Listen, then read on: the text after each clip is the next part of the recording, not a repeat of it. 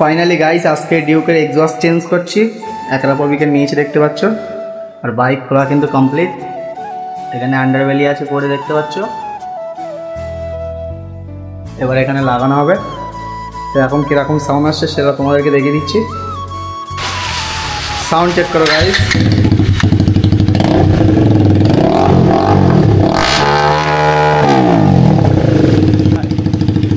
অমাইক sound guys, বুঝতেই পারছো একদম পুরোটাই মারাত্মক। ব্যান্ড টাইপের কি ভিতরে আছে দেখো গাইস, জালি জালি টাইপের, জানি না কি, 6-7 কিলোর উপরে ওয়েট আছে এটা।